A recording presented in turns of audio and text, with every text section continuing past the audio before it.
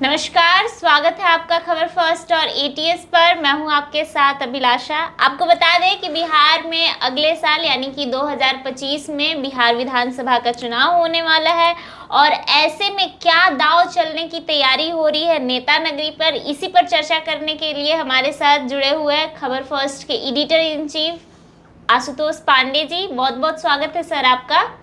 धन्यवाद। सर, ऐसे में सबसे बड़ा सवाल ये उठ रहा है कि क्या समय से पहले इस बार विधानसभा के चुनाव हो जाएंगे बिहार में? सबसे पहली बात, ये जो खबर ही है ये पूर्णतः गलत है जी सर। और किसी भी प्रकार से कोई भी राजनीति समीकरण अभी नहीं ऐसा बनते दिख रहा है जिससे ये साबित हो सके या कयास लगाया जा सके। देखिए, एक बात है, ऐसे बहुत ऐसी परियोजना है जो 2025 में अगर चुनाव होता है 2025 के मध्य तक तो एनडीए को फायदा होगा, नीतीश कुमार को उसका फायदा होगा।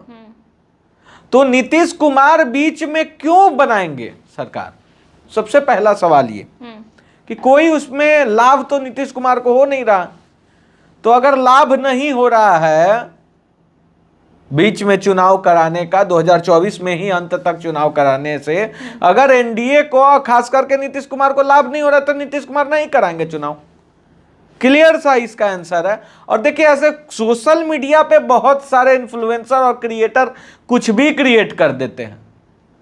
वो तो अगर क्या बताएं, लोगों का आजकल रीच हो गया है तो तुरंत पता कर लेंगे, तो वो तुरंत किसी को जिंदा किसी को मरवा दे।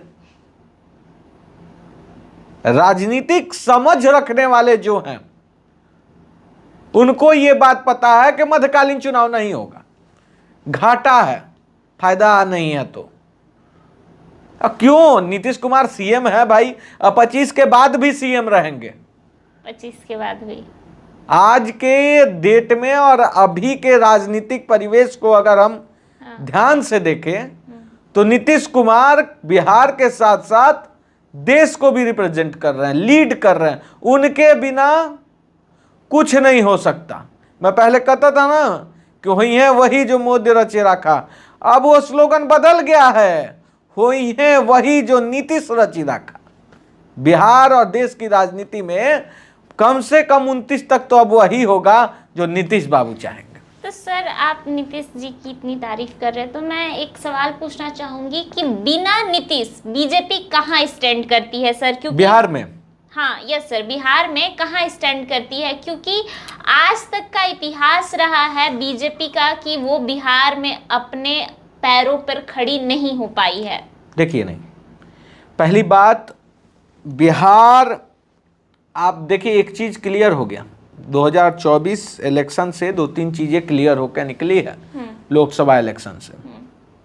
उनमें से सबसे पहला मैं आपको बता दूं कि अगर लोकसभा इलेक्शन में गठबंधन नीतीश बाबू का साथ बीजेपी का नहीं होता तो बीजेपी 10 सीट नहीं जीत पाती, एनडीए 10 सीट नहीं लाती, यूपी से खराब स्थिति होता। तो ऐसा मैं ये नहीं बोल रहा हूं कि बीजेपी का कुछ है नहीं बिहार में। बीजेपी अगर स्टैंड कर रही है, करेगी, बीजेपी अपने दम पे पैच, बीजेपी अपने दम पे कभी चुनाव नहीं जीत सकती है बिहार में, खासकर बिना नीतीश कुमार का। आप लोजपा से, और लोजपा का जो आप कह सकते हैं 6% का वोट बैंक है जो अभी 8% हो गया, तो वही बीजेपी का 10% होगा, उसमें भी सेंधमारी है। तो सर, बीजेपी की बिहार की राजनीति देखिए, कास्ट वाइज राजनीति होता है। आरजेडी इसलिए सबसे स्ट्रांग है क्योंकि उसके बाद यादव और मुस्लिम का वोट बैंक है। कांग्रेस इसलिए स्ट्रांग है क्योंकि उसके बाद मुसलमानों का विश्वास है। नीतीश कुमार इसलिए स्ट्रांग है क्योंकि पिछड़ा, अति पिछड़ा वर्ग का वोट बैंक, लौकुश समीकरण का वोट बैंक उनके साथ है। अब बीजेपी के पास क्या है? एक हिंदुत्व का मुद्दा है, जो राष्ट्रीय मुद्दा है, वो राष्ट्रीय चुनाव में चलता है। स्थानीय चुनाव में जब ये इसे कन्वर्ट कीजिएगा, राज्य के चुनाव में कन्वर्ट कीजिएगा, तो बीजेपी कमजोर पड़ जाती है। तो बिना नीतीश बीजेपी अस्तित्वहीन दिखेगी बिहार के चुनाव में। 2025 विधानसभा चुनाव में अगर नीतीश कुमार बीजेपी से अलग होते हैं तो बिना लड़े बीजेपी हार जाएगी।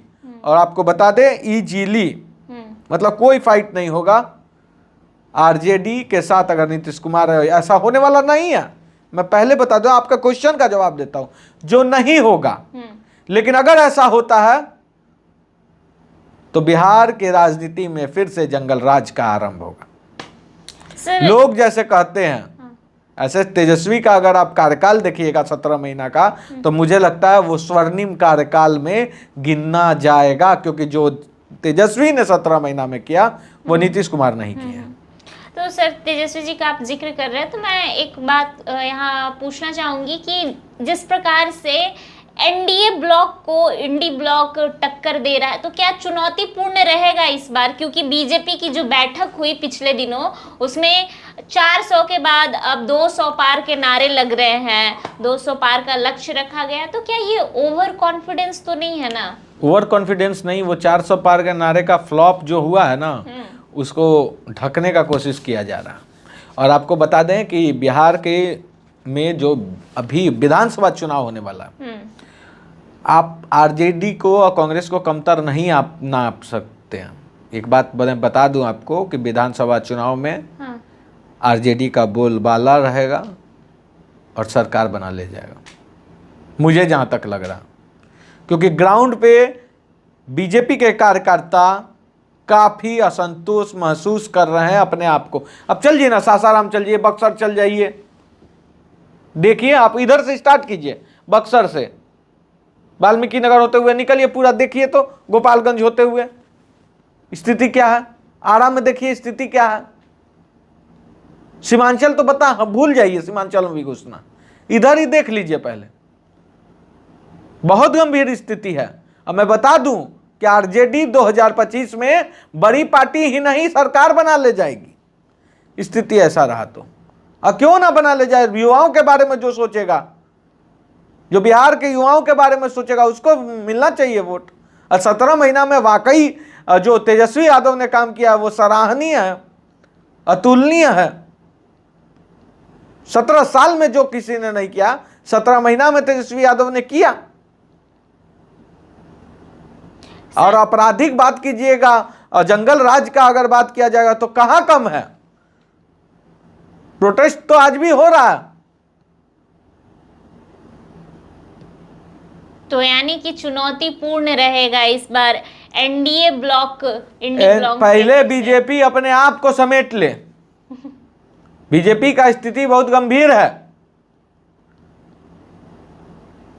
हर राज्य में बीजेपी के कार्यकर्ता अब पहले जैसे स्ट्रांग नहीं दिख रहे हैं।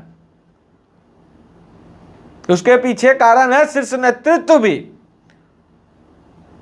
शीर्ष नेतृत्व कैसे? शीर्ष नेतृत्व कैसे? शीर्ष नेतृत्व कैसे नहीं, जब शीर्ष नेतृत्व ही अपने महत्वाकांक्षाओं में लिप्त रहेगा, और जब शीर्ष नेतृत्व ही अपने महत्वाकांक्षाओं के खातिर चालबाजी करेगा तो वो पार्टी कैसे स्ट्रांग होगा?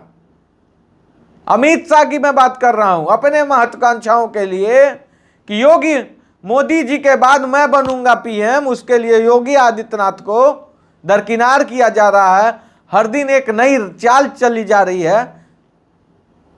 तो ये क्या समझ में नहीं आ रहा है? देश को सबको समझ में आ रहा है।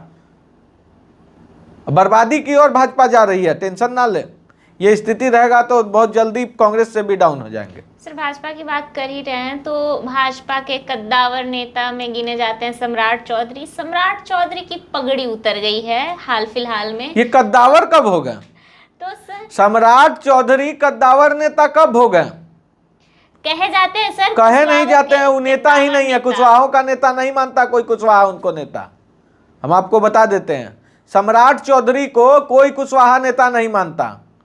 उपेंद्र कुशवाहा को एक बार के लिए कुशवाहा नेता मान भी लेता है, लेकिन सम्राट चौधरी को नहीं मानता है। ग्राउंड पे मैं देख लिया हूं, और जिसको भरम पालना है वो पाल ले। सम्राट चौधरी के नाम पे कुशवाहा ना 200 कुशवाहा वोट नहीं करेगा। इस पूरे बिहार में एक सीट नहीं निकलवा सकते हैं सम्राट चौधरी अपने दम पे। जी सर, तो मैं बोल रही थी कि सम्राट चौधरी ने हाल फिलहाल अपनी पगड़ी उतार दी है, तो क्या चुनाव से पहले फिर इनकी पगड़ी बंध जाएगी, क्योंकि विपक्षी अरे देखिए नेता बार-बार देखिए सम्राट चौधरी सबसे पहले बचपना वाला काम किए राजनीति में। राजनीति में याद किया जाएगा उनकी पगड़ी को हमेशा। सबसे पहली बात तो ये ऐसा सब बात बोलना ही बेकार है। अब बोल दिए हैं तो फिर आपको निभाना चाहिए था। वहीं अगर नहीं निभाए ना तो उनकी राजनीतिक करियर वहीं से थोड़ा सा धूमिल हो गया। अच्छा। और स्थिति आपको बता दें कि सिर्फ सम्राट चौधरी डिप्टी सीएम बने रहने के कारण अपना इज्जत बर्बाद कर दिया। वैल्यू गिर गया है। ग्राउंड पे मैं रहता हूं, मैं देखता हूं कि लोग सम्राट चौधरी के बारे में क्या बोलते हैं, वही लोग वोट करते हैं। सम्राट चौधरी के कारण बीजेपी को नहीं तो 10 सीट का लॉस होगा विधानसभा में। कैसे सर? क्योंकि कुशवाहा जो जाति के कुशवाहा वोट्स हैं, वोट बैंक देखिए, कुशवाहा वोट बैंक सम्राट चौधरी के कारण नहीं है। सम्राट चौधरी कभी कुशवाहा का नेता नहीं रहा है। अच्छा, कुशवाहा का नेता शायद इसी कारण से सम्राट चौधरी की जगह उपेंद्र कुशवाहा को ज्यादा तवज्जो मिलती है, क्योंकि काराकाट से हारने के बाद भी सुनिए, उन्हें अब सम्राट केंद्र में चौधरी मंत्री के कारण ही उपेंद्र कुशवाहा आ रहे हैं। कैसे सर? बहुत बड़ा गेम है इसके पीछे। कभी एक स्पेशल वीडियो बनाऊंगा मैं उस पर, अब फिर बताऊंगा। बहुत बड़ा गेम है उपेंद्र कुशवाहा को हारने के पीछे। सिर्फ कुशवाहा वोट बैंक को बीजेपी किस तरीके से देख रही है? क्योंकि आप देख सकते हैं कि जो भी कुशवाहा कैडर्स के वोट है उस पर ज़्यादा तवज्जो दी जा रही है, इंडी ब्लॉक से की तरफ से भी और एनडीए की तरफ से। क्योंकि जिस प्रकार से हम देख रहे हैं कि लालू प्रसाद यादव ने मीसा भारती के जगह अभय कुशवाहा को उपाध्यक्ष बना दिया पार्टी का, और उपेंद्र कुशवाहा को बीजेपी ने एक तरफ से केंद्र में मंत्री बनाने का सोचा है। तो किस प्रकार से कुशवाहा वोट बैंक खेला जा रहा है? कुशवाहा वोट बैंक का कभी खेला नहीं गया है। कुशवाहा बहुत तेज है। जिस तरह से उनके नेता तेज है वैसा ये बिरादरी भी बहुत तेज है। आपको मैं बता दूं, 4% सुन लीजिए मेरा बात। और रही बात कुशवाहा वोट बैंक का, तो कुशवाहा वोट बैंक जब तक नीतीश कुमार है, कुशवाहा कहीं नहीं जाने वाला। कुशवाहा कहीं नहीं जाएगा, आप याद रखिएगा। बिहार की राजनीति में 2025 में मैं वाइंड अप कमेंट कर देता हूं क्योंकि समय का अभाव है।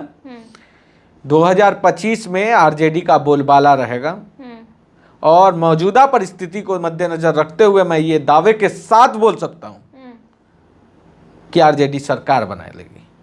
आरजेडी की ही सरकार रहेगी, मतलब इंडिया अलायंस का सरकार रहेगा। क्योंकि देखिए इंटरनली सब कुछ सही नहीं चल रहा है। बिहार के दर्शकों को, खास करके मैं अपने दर्शकों को बता दूं कि बीजेपी बिहार हो, बीजेपी उत्तर प्रदेश हो या केंद्र में, सब कुछ सही नहीं है। और कुछ बातें मैं नहीं बोल पा रहा हूं, लेकिन मैं बोलूंगा, समय आने के साथ मैं बोलूंगा जरूर, आप लोग के सामने तथ्य के साथ रखूंगा। लेकिन सब कुछ सही नहीं है।